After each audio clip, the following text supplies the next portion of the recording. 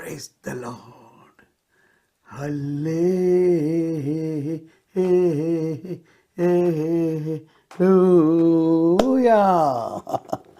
സ്നേഹമുള്ളവരെ, വളരെ സന്തോഷമുണ്ട്.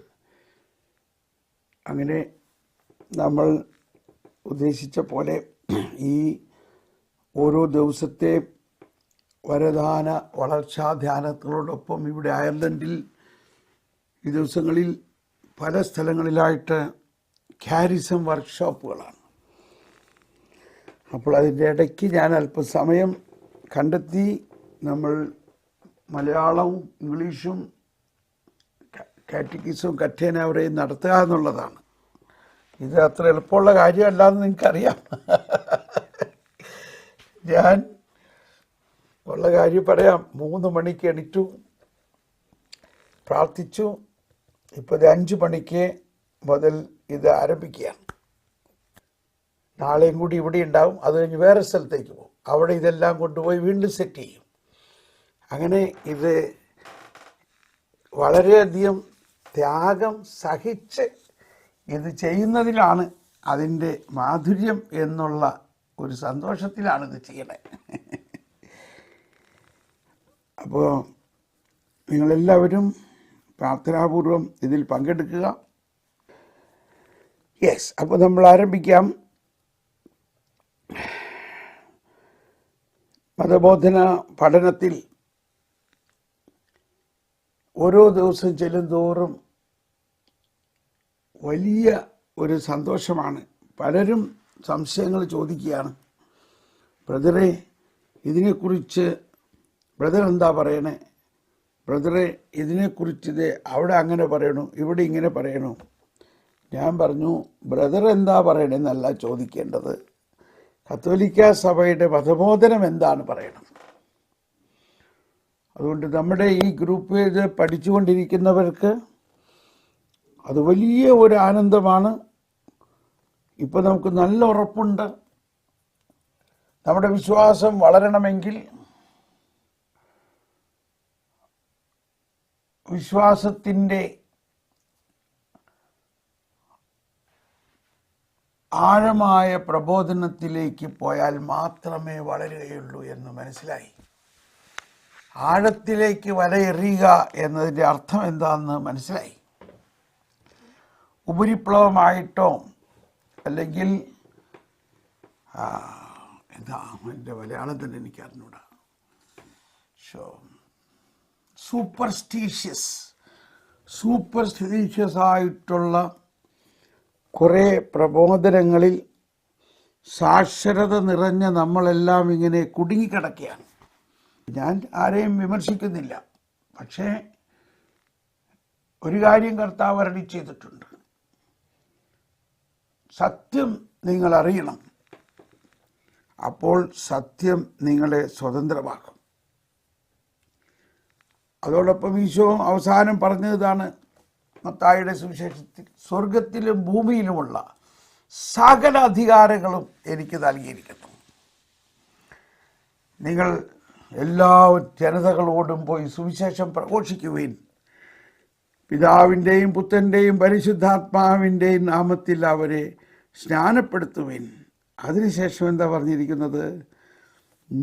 ഞാൻ നിങ്ങളെ പഠിപ്പിച്ചിട്ടുള്ളവ അവരെ പഠിപ്പിക്കുവിൻ. ഞാൻ നിങ്ങളെ പഠിപ്പിച്ചിട്ടുള്ളവ അവരെ പഠിപ്പിക്കുവിൻ. എനിക്കങ്ങ് ഭയങ്കര സങ്കടം വരികയാണ്. ഇത്രയും നമ്മൾ പഠിച്ചിട്ടും ഇപ്പോഴും എന്തോരം അന്ധവിശ്വാസത്തിലാണ് നമ്മളെ ജനത കുടുങ്ങിക്കിടക്കുന്നത്. സഹിക്കാൻ പറ്റില്ല. കേരളത്തിൽ 150ഓളം ധ്യാന കേന്ദ്രങ്ങൾ ഉണ്ടായിട്ടും ഇത്രയും വലിയ വചനപ്രഘോഷകരും വേദശാസ്ത്രികളും പണ്ഡിതന്മാരുണ്ടായിട്ടും അവർ പോലും അന്ധവിശ്വാസം പ്രഘോഷിച്ചുകൊണ്ടിരിക്കുന്ന ഒരവസ്ഥ. അതുകൊണ്ടുകൂടിയാണ് ഞാൻ ഈ കഷ്ടം സഹിച്ച് ഈ പ്രബോധനം നമ്മൾ പഠിക്കേണ്ടത്. നമ്മുടെ ഒരു സന്തോഷ വാർത്ത എന്താ? ഇൻസുലിൻ എടുക്കണം. ഞാൻ ഇൻസുലിൻ എടുക്കുമ്പോൾ എൻ്റെ ശരീരത്തിലെ ഒരു വശത്ത് കുറച്ച് സെല്ലുകളിൽ ഇൻസുലിൻ എടുക്കുമ്പോൾ അത് ശരീരം മുഴുവനും പ്രസരിക്കുന്നു. എന്ന പോലെ സഭാ ശരീരത്തിലെ മക്കളായ നമ്മളെല്ലാവരും, അവയവങ്ങളായ നമ്മളെല്ലാവരും യഥാർത്ഥ പ്രബോധനത്തിൻ്റെ ഇൻസുലിൻ എടുക്കുമ്പോൾ അത് സഭ മുഴുവനും പ്രസരിക്കും എന്ന ഒരു വലിയ ബോധ്യത്തോടെ നമുക്കിത് പഠിക്കാം. സ്നേഹമുള്ളവരെ, മറ്റൊരാശ്വാസം നൽകുന്ന വചനം ഇതാണ്: പൂർണ്ണമായവ ഉദിക്കുമ്പോൾ അപൂർണമായവ അസ്തമിക്കും. നമ്മുടെ പ്രധാനപ്പെട്ട കീവേഡ് നമുക്ക് ഏറ്റുപറഞ്ഞുകൊണ്ട് തുടങ്ങാം. പരിശുദ്ധ രാജകീയ ത്രിത്വത്തിന് മുഴുവനും സമ്പൂർണ്ണ മനുഷ്യഛേദനയുമായുള്ള ഐക്യമാണ് ദൈവരാജ്യത്തിൻ്റെ കൃപാവരം.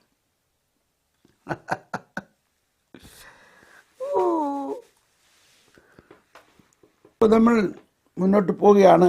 നമുക്കൊരു നിമിഷം കൂടി ഒന്ന് പ്രാർത്ഥിക്കാം. ദൈവമേ, ജ്ഞാനം നൽകണേ. പരിശുദ്ധാത്മാവേ, ജ്ഞാനം നൽകണേ. ഈയിടയ്ക്ക് ഞാൻ ഈ വരദാന വളർച്ചയിൽ നമ്മൾ മുന്നേറണമെങ്കിൽ എന്തു വേണമെന്നതിന് ഒരു പരിശീലന കളരി എന്ന് പറഞ്ഞൊരു സംഭവം തുടങ്ങുകയാണ്. അതായത് ഇപ്പോഴും നമ്മൾ ഈ വ്യക്തിപരമായ പ്രാർത്ഥനയിൽ കൂടുതൽ ആഴത്തിൽ മുന്നേറേണ്ട ആവശ്യകതയെ മനസ്സിലാക്കുമ്പോൾ, ഇത് ജനറലായിട്ട് ഒന്ന് രണ്ട് കാര്യം ഞാനൊന്ന് സൂചിപ്പിക്കുകയാണ് ഞങ്ങളുടെ വളർച്ചയ്ക്കായിട്ട്. ജ്ഞാനം തരണേ, ജ്ഞാനം തരണേ എന്നും പറഞ്ഞ് പ്രാർത്ഥിച്ചത് കൊണ്ടോ, ജ്ഞാനത്തിൻ്റെ പുസ്തകം കുറെ വായിച്ചത് കൊണ്ടോ മാത്രം പോരാ. പിന്നെ എങ്ങനെയാ ജ്ഞാനം കിട്ടുക? അതിൽ പറഞ്ഞിരിക്കുന്ന ഒരു കാര്യം ശ്രദ്ധിക്കണം. പ്രഭാതത്തിൽ അവൾ വാതിക്കൽ കാത്തു നിൽക്കുന്നു. പ്രഭാതത്തിൽ. പ്രഭാതം എന്ന് പറയുന്നത് 7 മണിയല്ല, 6 മണിയുമല്ല, 5 മണിയുമല്ല.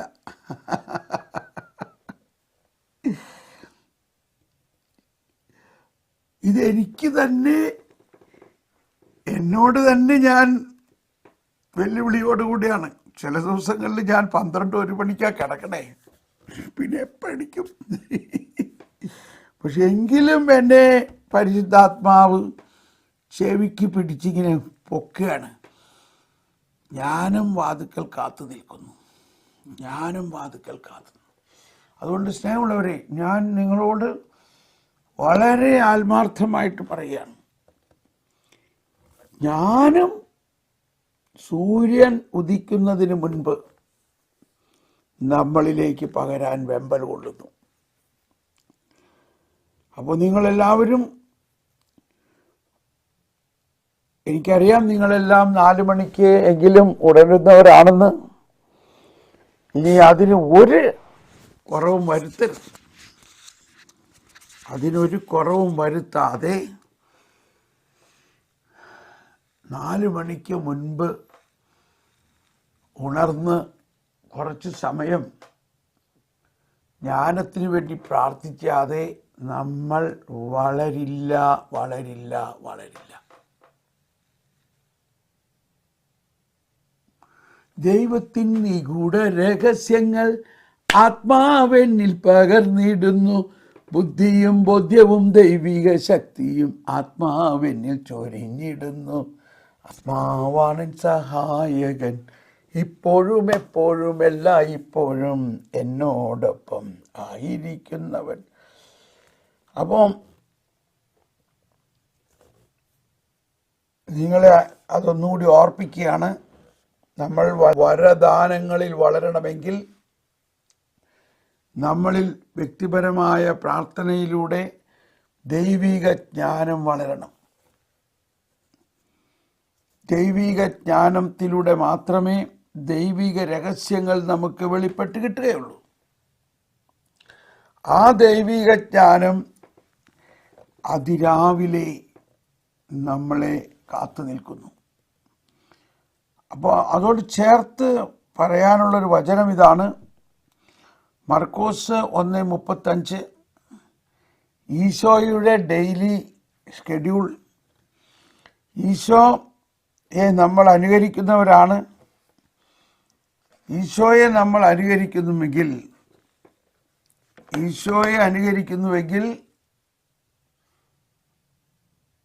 ഈശോ എന്ത് ചെയ്യുന്നു? ബിഫോർ ഡോൺ, പ്രഭാതത്തിൽ അതിരാവിലെ അവൻ ഉണർന്ന് ഒരു വിജനസ്ഥലത്ത് പോയി പ്രാർത്ഥിക്കുന്നു. അപ്പോൾ ഇംഗ്ലീഷിൽ പറയുന്നത് rising very early before Don.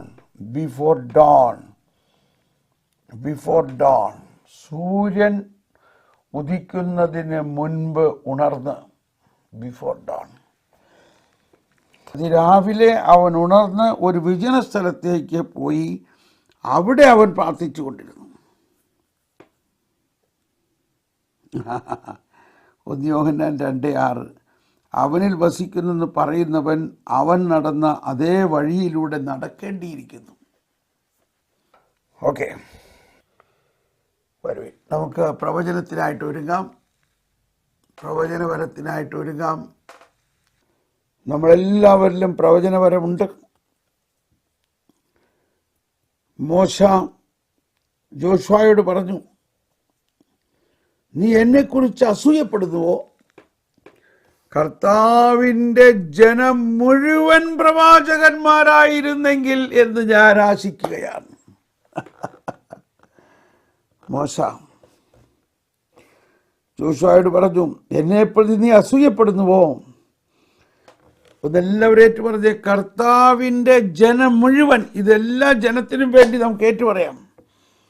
കർത്താവിൻ്റെ ജനം മുഴുവൻ പ്രവാചകന്മാരായിരുന്നെങ്കിൽ എന്ന് ഞാൻ ആശിക്കുകയാണ്. അവിടുന്ന് തൻ്റെ ആത്മാവിനെ അവർക്ക് നൽകുകയും ചെയ്തിരുന്നെങ്കിൽ കർത്താവിൻ്റെ ജനം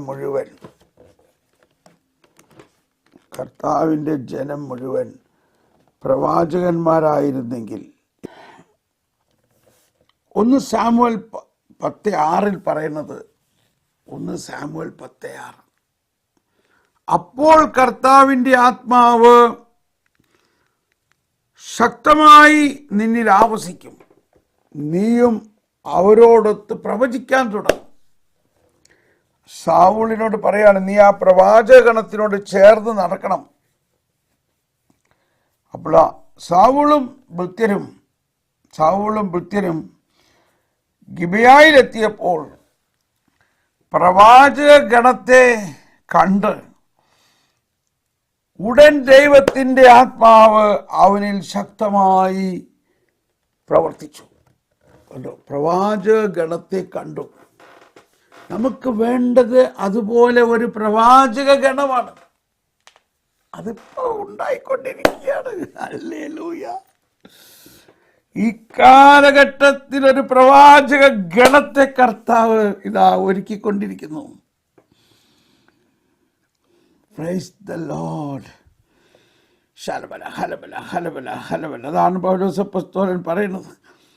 സ്നേഹമായിരിക്കട്ടെ നിങ്ങളുടെ ലക്ഷ്യം.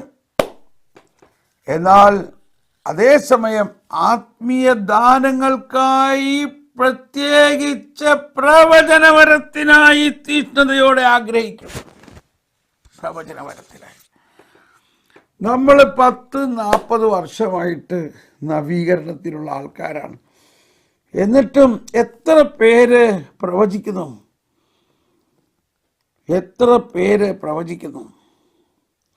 എന്തുകൊണ്ടാ പ്രവചനവരം തുറക്കുന്നില്ല? വളരെ പ്രധാന കാര്യമാണ്. അതിനെക്കുറിച്ച് എളിമയോടെ നമ്മൾ പ്രാർത്ഥിക്കേണ്ട ഒരു കാര്യമാണ്. എന്തുകൊണ്ട് നമ്മളിൽ പ്രവചനവരം തുറക്കുന്നില്ല?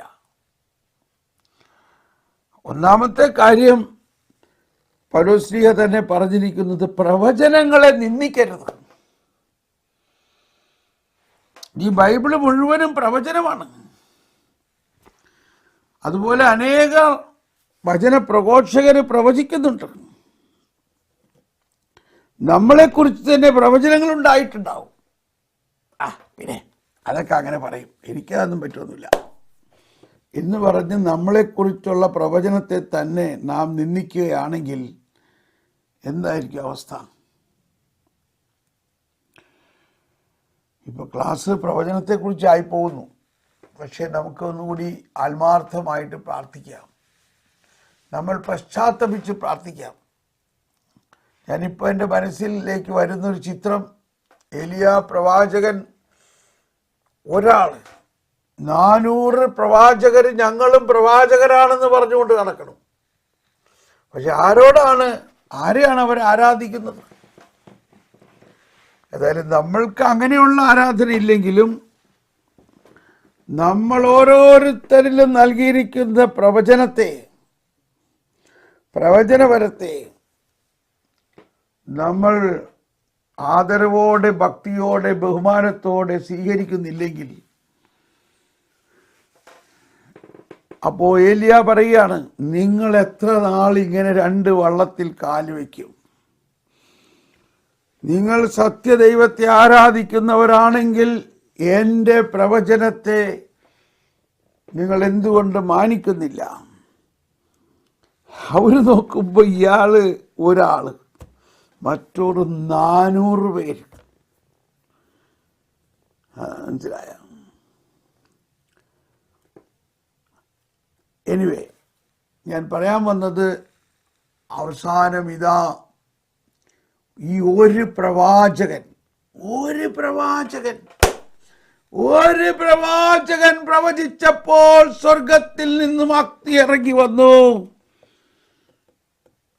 400 പ്രവാചകരും ഓടി. അതുമല്ല ഞാൻ പറയാൻ വന്നത്, ആ സമയത്ത് ഇസ്രായേൽ ജനം മുഴുവനും സാഷ്ടാംഗം വീണ് ദൈവത്തെ ആരാധിച്ചു. സ്വർഗത്തിൽ നിന്ന് അഗ്നി ഇറങ്ങി വന്ന് യാഗവസ്തുക്കളെ ദഹിപ്പിച്ചു. ഏലിയ ഒരു പ്രവാചകന്റെ പ്രവചനത്തിലൂടെ, പ്രാർത്ഥനയിലൂടെ. അപ്പോൾ ഇസ്രായേൽ ജനം മുഴുവനും സാഷ്ടാംഗം വീണു. എന്ത് കണ്ടുകൊണ്ടാണ് ഒരു സാഷ്ടാംഗം വീണത്? ഈ പ്രവചനത്തിലൂടെ, ഏലിയായുടെ പ്രാർത്ഥനയിലൂടെ അഗ്നി ഇറങ്ങി വന്നത് കണ്ടപ്പോൾ, ആ അഗ്നി ദൈവമാണ്, പരിശുദ്ധാത്മാവാണ്. ആ പരിശുദ്ധാത്മാവ്, പ്രവാചകരിലൂടെ സംസാരിച്ച പരിശുദ്ധാത്മാവ്, പ്രവചനത്തിലൂടെ അഗ്നി ഇറങ്ങി വന്നപ്പോൾ അത് കണ്ട് ഇസ്രായേൽ ജനം, അന്ന് വരെ 400 പ്രവാചകന്മാരാണോ ഈ പ്രവാചകനാണെന്നോ സംശയിച്ച് അവരുടെ സകല സംശയവും മാറി. 1 രാജാക്കന്മാർ 18:39. ഇത് കണ്ട് ജനം സാഷ്ടാംഗം വീണു. ഇതാണ് എനിക്ക് പറയാനുള്ളത്. നമ്മൾ ദേവാലയത്തിൽ ചെല്ലുമ്പോഴും പ്രവചനം കേൾക്കുമ്പോഴും ദൈവം എഴുന്നള്ളിയിരിക്കുകയാണ്, ദൈവം അവിടെ തൻ്റെ കാര്യം ചെയ്യുകയാണ്, ദൈവം അവിടെ പ്രവർത്തിക്കുകയാണ് എന്ന ബോധ്യത്തോടെ നമുക്ക് സാഷ്ടാംഗം വീഴണം. സാഷ്ടാംഗം വീണവർ വിളിച്ചു പറഞ്ഞു, കർത്താവ് തന്നെ ദൈവം എന്ന് വിളിച്ചു പറഞ്ഞു. ശലഹലബല ഹലബല. വരുവിൻ, പ്രവചനത്തിനായിട്ട് നമുക്ക് കാതോർക്കാം. ഇതാ പ്രവചനം വരാൻ പോകുന്നു. ശലഹലബല ഹലബല ഹലബല ഹലബല ഹലബല ശാലബല ബലബല ബലബല ബലബല ബലബല ബലബല. എല്ലാവരും പ്രവചനത്തിനായിട്ട് കാതോർക്കുവിൻ. പ്രവചനം കേൾക്കുമ്പോൾ സാഷ്ടാംഗം വീണത് സ്വീകരിക്കാൻ നിങ്ങൾക്ക് എളിമ തോന്നുകയാണെങ്കിൽ അങ്ങനെ ചെയ്തോളൂ. പ്രവചനം കേൾക്കുമ്പോൾ ദൈവം നമ്മളോട് സംസാരിക്കുന്നു, സാഷ്ടാംഗം വീണ് അത് സ്വീകരിക്കുവിൻ. ശലബല ഹലബല ഹലബല ഹലബല ഹലബല ഹലബല ഹലബല ഹലബല. ഇതാ പ്രവചനം വരുന്നു.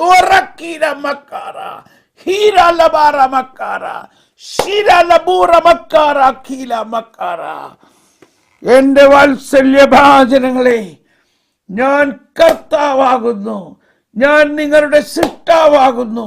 സ്വർഗത്തിലും ഭൂമിയിലുമുള്ള സകല അധികാരങ്ങളും എനിക്ക് നൽകിയിരിക്കുന്നു.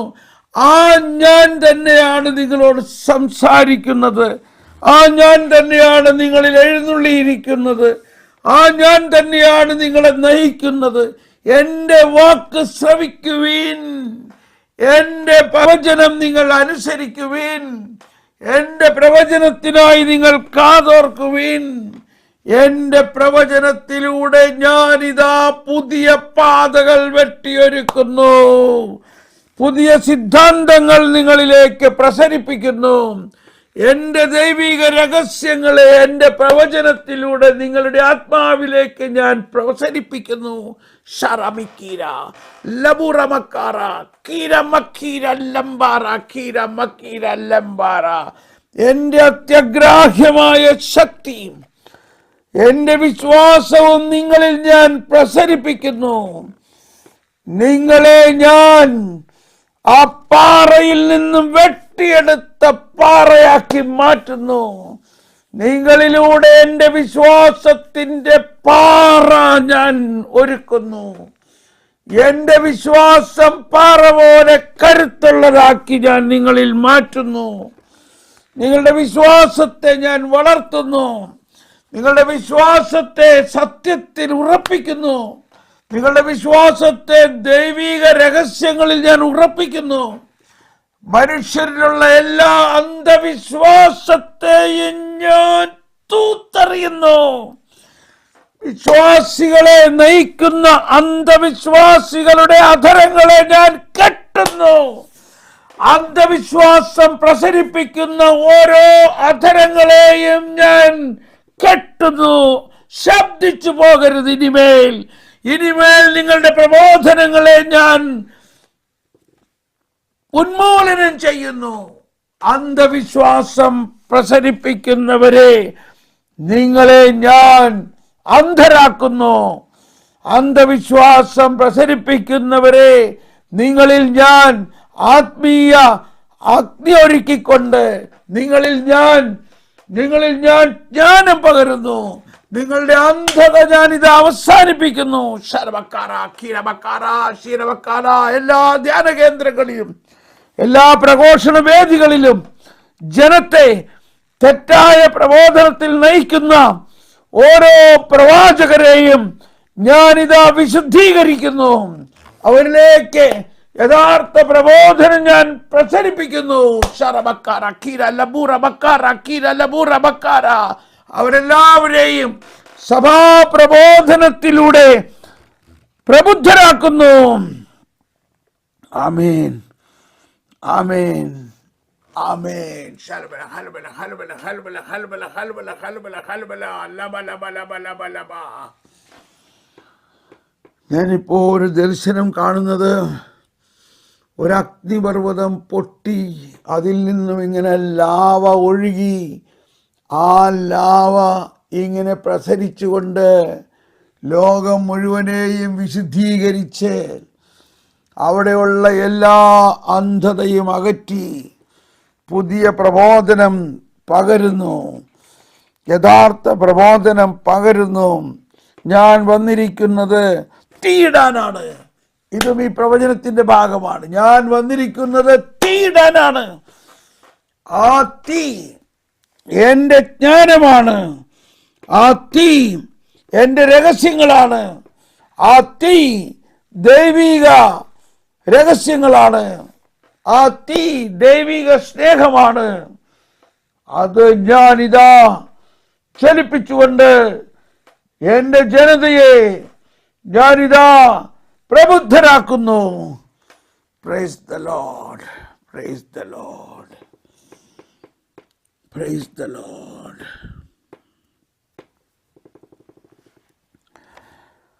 ഈ പ്രവചനത്തിൻ്റെ കൺഫർമേഷൻ ആയിട്ട് ചില സൗഖ്യങ്ങൾ ഉണ്ടാവുന്നു. ആ സൗഖ്യം അവർ ലോകമെല്ലാം പോയി സുവിശേഷം പ്രഘോഷിക്കുകയും അപ്പോൾ കർത്താവ് അവരോടൊപ്പം പ്രവർത്തിക്കുകയും അടയാളങ്ങളിലൂടെ അവരുടെ പ്രവചനങ്ങളെ പ്രബോധനങ്ങളെ അവൻ സ്ഥിരീകരിക്കുകയും ചെയ്തു. സ്നേഹമുള്ളവരെ, ഈ പ്രവചനം നമുക്കെല്ലാവർക്കും ഒന്ന് സ്വീകരിക്കാം. സ്വീകരിച്ച് സാഷ്ടാംഗം വീണ്ടും കർത്താവിന് നന്ദി പറയാം. കർത്താവെ, ഞങ്ങളുടെ ജനതയെ അന്ധവിശ്വാസത്തിൽ നിന്ന് മോചിപ്പിക്കാൻ ഓരോ ധ്യാന കേന്ദ്രങ്ങളിലും, ഓരോ ധ്യാന ഗുരുക്കളിലും, ഓരോ വചന പ്രഘോഷകരിലും അങ്ങ് തന്നെ അവരുടെ നാവുകളെ, അവരുടെ ഹൃദയത്തെ, അവരുടെ ചിന്തകളെ അങ്ങ് തന്നെ ശുദ്ധീകരിക്കണേ. ഈ പ്രവചനം നിറവേറും. ഇതാ, വയറ്റിന് വലിയ മുഴ, വയറിങ്ങനെ ചാടിയിരിക്കണം, ഒരു കുടന്ത വന്നേക്കണമാതിരി വയറിങ്ങനെ വീർത്തിരിക്കണ ഒരാളെ കാണുന്നു. അതൊരു അന്ധവിശ്വാസത്തിൻ്റെ അടയാളമാണ്. കർത്താവ് ഇത് ടപ്പ് എന്ന് പറഞ്ഞ് അതെടുത്ത് മാറ്റുന്നു. ആ വയറിങ്ങനെ ചുരുങ്ങിപ്പോകുന്നു. അങ്ങനെയുള്ള ആരെങ്കിലും ഉണ്ടെങ്കിൽ ദൈവത്തിന് നന്ദി പറയാം. ഈ പ്രവചന സമയത്ത് വയറിങ്ങനെ വീർത്തിരിക്കുന്ന ഒരാളുടെ വയറിങ്ങനെ ഗ്യാസ് ആയിരിക്കാം, അല്ലെങ്കിൽ എന്തെങ്കിലും രോഗമായിരിക്കാം. ആ വയറ് പെട്ടെന്ന് അങ്ങ് ചുട്ടിപ്പോകുന്നു, സൗഖ്യമാകുന്നു. രണ്ടാമത്തെ ഒരു സൗഖ്യം, തൊണ്ടയിൽ എന്തോ തടഞ്ഞിരിക്കുന്ന, തൊണ്ടവേദനയല്ല, തൊണ്ടയിൽ എന്തോ തടഞ്ഞിരിക്കുന്ന ഒരു അവസ്ഥ, അതിൽ നിന്ന് ഒരാളെ സൗഖ്യപ്പെടുത്തുന്നു. തൊണ്ടയിൽ തടഞ്ഞിരിക്കുന്ന. മൂന്നാമത്, നെഞ്ചിൽ ഇങ്ങനെ ഒരു ഭാരമുള്ള, ശരിക്കും ഒരു കല്ല് കയറ്റി വച്ചിരിക്കുന്നതുമാതിരി ഭാരമുള്ള ഒരാളെ കർത്താവ് പൂർണ്ണമായി സൗഖ്യപ്പെടുത്തുന്നു. നമുക്ക് നന്ദി പറയാം. ഈ സൗഖ്യങ്ങൾ തീർച്ചയായിട്ടും സംഭവിച്ചുകൊണ്ടിരിക്കുന്നതാണിപ്പോൾ. ഇത് നിങ്ങൾ സാക്ഷ്യപ്പെടുത്തുന്നത് ദൈവത്തിൻ്റെ വലിയ ഒരു അനുഗ്രഹമുള്ള കാര്യമായിരിക്കും. നിങ്ങൾക്ക് ഇപ്പോൾ സാക്ഷ്യപ്പെടുത്തുന്നില്ലെങ്കിൽ പിന്നെ സാക്ഷ്യപ്പെടുത്താം. എൻ്റെ വാട്സപ്പിൽ എനിക്ക് മെസ്സേജ് അയച്ച് സാക്ഷ്യപ്പെടുത്താം. എൻ്റെ വാട്സപ്പ് നമ്പർ 00919447196033. ഇതിൽ സാക്ഷ്യപ്പെടുത്താം. നമ്മൾ ഇപ്പോൾ പഠിച്ചുകൊണ്ടിരിക്കുന്ന ഭാഗം ഇതാണ്: ആരാധനാ വൈവിധ്യവും രഹസ്യത്തിൻ്റെ ഏകത്വവും, ആരാധനാ പാരമ്പര്യങ്ങളും സഭയുടെ കാത്തോലികത്വവും. ഇതാണ് നമ്മൾ പഠിച്ചുകൊണ്ടിരിക്കുന്നത്. ഇത് വളരെ പ്രസക്തമായ ഒരു പഠനമാണെന്ന് നമുക്കറിയാം. എനിക്ക് ഭയങ്കര സന്തോഷമാണ് നിങ്ങളെല്ലാവരെയും കാണാനും നിങ്ങളോടൊപ്പം ഒന്ന് പ്രാർത്ഥിക്കാനും. ശരിക്കും ഞാൻ ലോകത്തിൻ്റെ ഏത് ഭാഗത്താണെങ്കിലും ഞാൻ നിങ്ങളുടെ സ്വന്തമാണ്, നിങ്ങളുടെ പ്രാർത്ഥനയുടെ ഭാഗമാണ്. അതുകൊണ്ട് നിങ്ങൾ തീർച്ചയായിട്ടും എനിക്ക് വേണ്ടി പ്രാർത്ഥിക്കുന്നുണ്ടെന്നറിയാം. ഓക്കെ,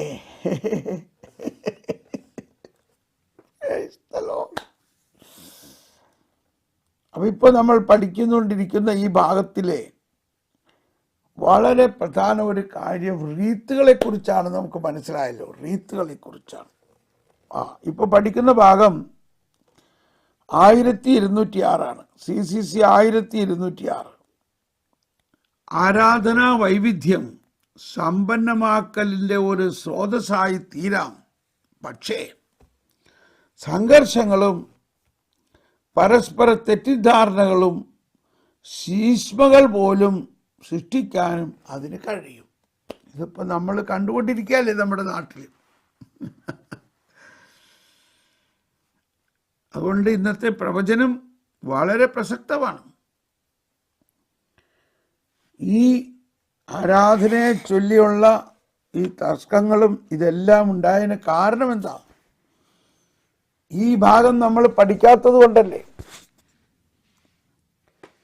ഓക്കെ, ഇക്കാര്യത്തിൽ വൈവിധ്യം ഏകത്വത്തെ തകർക്കരുതെന്നത് സുവ്യക്തമാണ്. നമ്മളുടെ ആ ഐക്യത്തെ തകർക്കരുത്. അത് പൊതുവിശ്വാസത്തോടും ക്രിസ്തുവിൽ നിന്ന് സഭ സ്വീകരിച്ച കൗദാശിക അടയാളങ്ങളോടും ഹൈരാർക്കിപരമായ സമ്പർക്കത്തോടും വിശ്വസ്തത മാത്രമേ പ്രകടിപ്പിക്കാവൂ. പൊതുവിശ്വാസത്തോടും ക്രിസ്തുവിൽ നിന്ന് സഭ സ്വീകരിച്ച കൗദാശിക അടയാളങ്ങളോടും ഹൈരാർക്കിപരമായ സംസർഗത്തോടും വിശ്വസ്തത മാത്രമേ പ്രകടിപ്പിക്കാവൂ. ജോൺ പോൾ രണ്ടാമൻ മാർപ്പാപ്പയുടെ ഒരു പ്രബോധനത്തിൽ നിന്നാണ് അത് എടുത്തിരിക്കുന്നത്. സാംസ്കാരിക അനുരൂപണത്തിന് ഹൃദയപരിവർത്തനം ആവശ്യമാണ്. അത്യാവശ്യമുള്ളിടത്ത് കത്തോലിക്ക വിശ്വാസത്തോട് ഒത്തുപോകാത്ത പൂർവിക പാരമ്പര്യങ്ങളോടും വിട പറയുന്നത് പോലും ആവശ്യമാണ്. അപ്പോൾ ഇതെല്ലാം ആവശ്യമാണെന്ന് പറഞ്ഞിട്ട് നമ്മൾ ആരുമല്ല അത് ചെയ്യേണ്ടത്. അത് ഹൈറാർക്കിയിൽ നിന്ന് തന്നെ വരണം. സാക്രസാൻഡം കൺസീലിയത്തിൽ അത് പ്രത്യേകം പറയുന്നുണ്ട്. ആരാധനാക്രമത്തിൽ എന്തെങ്കിലും മാറ്റം വരുത്താൻ സഭയിൽ കോമ്പിറ്റന്റ് അതോറിറ്റിക്ക് മാത്രമേ അതിനുള്ള യോഗ്യതയുള്ളൂ. അതുകൊണ്ട് ആ കോമ്പിറ്റന്റ് അതോറിറ്റിയാണ് ഹൈറാർക്കിപരമായ സംസർഗം എന്ന് പറയുന്നത്. ഇപ്പോൾ റിസർവ് ബാങ്ക് ഒരു നോട്ട് പുതിയതായിട്ട് ഇറക്കാൻ തീരുമാനിച്ചു. പഴയ ചില നോട്ടിനെ അവർ ക്യാൻസലാക്കാൻ തീരുമാനിച്ചു. ഇപ്പോൾ നമുക്കറിയാം, ഒരു കാലത്ത് 2000-ൻ്റെ നോട്ടുണ്ടായിരുന്നു. ആ 2000-ൻ്റെ നോട്ട് ക്യാൻസലാക്കി.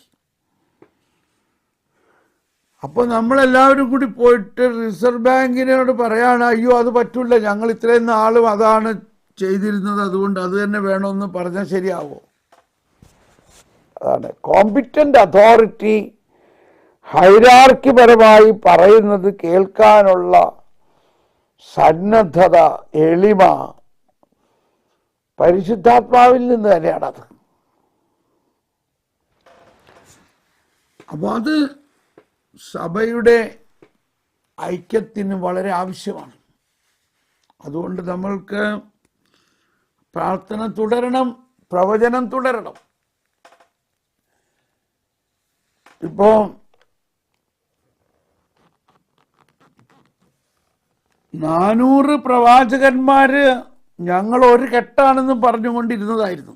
പക്ഷേ ഏലിയ പ്രവാചകൻ ഒരാളെ പ്രവചിച്ചപ്പോൾ 400 പ്രവാചകന്മാരുടെ കെട്ടുപൊട്ടിയില്ലേ? ഓക്കെ, ഇനി നമ്മൾ സംഗ്രഹത്തിലേക്ക് പോകാം. സംഗ്രഹം ഇപ്പോൾ നമ്മൾ പഠിച്ചുകൊണ്ടിരിക്കുന്ന ആരാധനാക്രമ വൈരുദ്ധ്യങ്ങളുടെ സംഗ്രഹ ഭാഗത്തിലേക്ക് നമ്മൾ പോകാം. ആ സംഗ്രഹത്തിൽ എഴുതിയിരിക്കുന്നത് നമുക്ക് പഠിക്കാം. 1207 CCC 1207 ആരാധന ആഘോഷം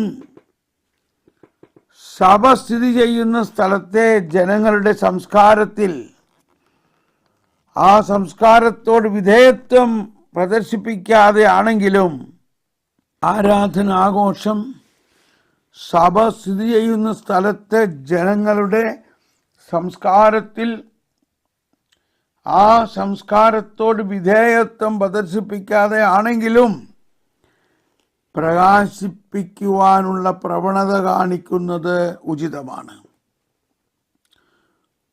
കൂടാതെ ആരാധനാക്രമം തന്നെ സംസ്കാരങ്ങളെ ജനിപ്പിക്കുകയും രൂപപ്പെടുത്തുകയും ചെയ്യുന്നു.